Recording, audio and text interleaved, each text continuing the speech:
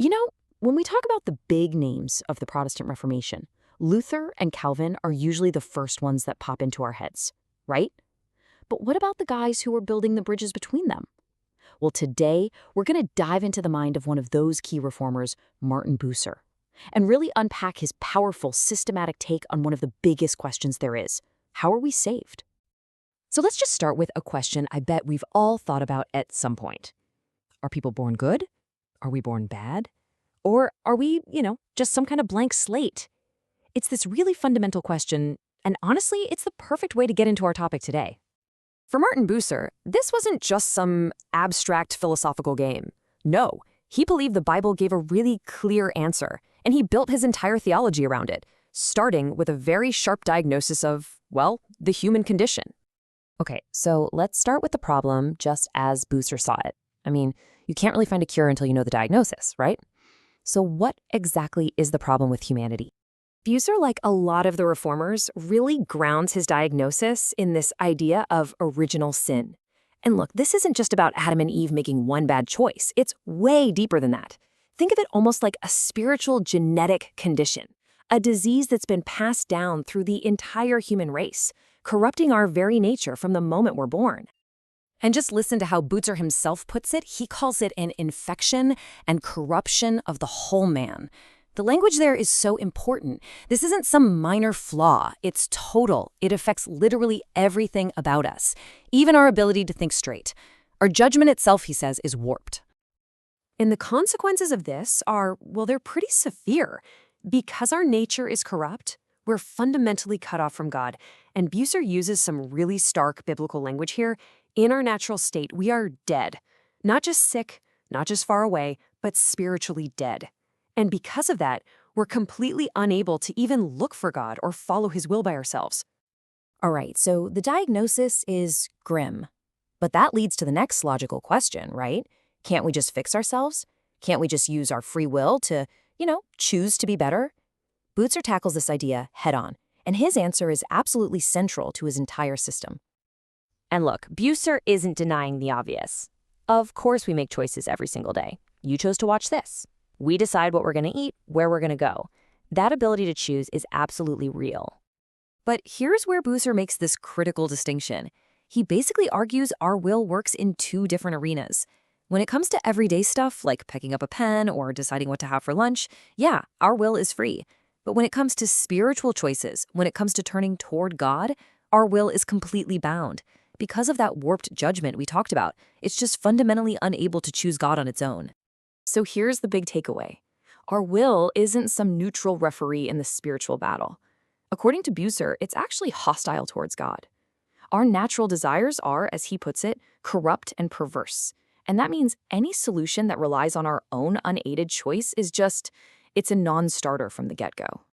So if the human solution is a complete dead end, where do we go? Well, for Bucer, the answer couldn't be clearer.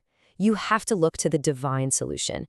If salvation is going to happen at all, it has to be God's work, from start to finish. And this brings us to that often controversial idea of predestination. At its core, it's really just Bucer's belief that God, in his sovereignty, made a decision before the world even began to choose or elect certain people for salvation.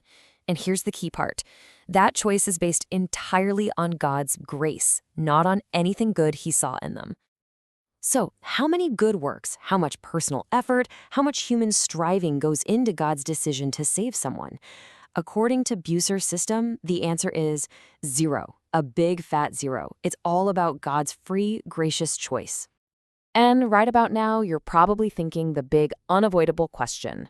If it's all decided beforehand, how on earth can anyone know if they're one of the chosen ones? It's a question that can cause a lot of anxiety, for sure, and it's one Bucer was totally ready to answer.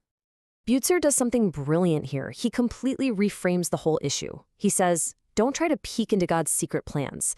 Instead, just look at what's happening right now. The real question isn't, am I on the list? The real question is, do I right here, right now, believe in Jesus Christ? And this quote just perfectly shows his logic. Bucer basically argues that when God calls you to salvation through the gospel, the very fact that you can hear that call and respond with faith is the proof of your election. Believing the gospel means believing it's for you, To do anything else, he says, is to basically accuse God of playing a cruel joke on you, calling you to something he never actually intended for you. Okay, so we've seen the problem, our sinful nature. We've seen God's divine solution, his election. Now for the final piece of the puzzle. What's the actual mechanism? How does an individual actually get this salvation? And the mechanism is justification. Bucer explains this as a legal act. So picture a courtroom.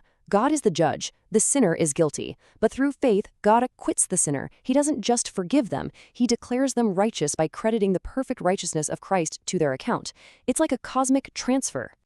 So this slide here lays out the whole sequence, what theologians call the order of salvation. And notice the flow. It has to go in this order. First, God elects based on his grace alone. That leads to step 2, the Holy Spirit creating faith in that person. Then step 3, through that faith, God justifies them. And only then, at the very end, as a result of everything else, do you get to number 4, good works, which just naturally flow from that new, changed heart. This little table really nails the key distinction. Look at the row for faith. Is it a cause of salvation? Yes, it's the instrument God uses. Is it evidence of salvation? Absolutely. Now look at good works. Are they the cause? Bucer's answer is a hard no. But are they the evidence? For sure. They're the fruit, not the root. It's a simple but crucial difference. So when you put all these pieces together, the picture becomes really, really clear. From Martin Bucer, salvation is 100% God's work. It's what's called a monergistic work. Mono means one, ergon means work. It's the work of one, God. From start to finish, it is a gift that is completely thought up, started, and finished by him for his own glory. And that leaves us with this really profound question to think about. If our salvation is a totally free gift, one we can't earn and can't contribute to, what does that actually mean for how we live our lives? What's the role of human responsibility in a world run by divine grace? That's the tension that sits right at the very heart of this whole system. Something to chew on.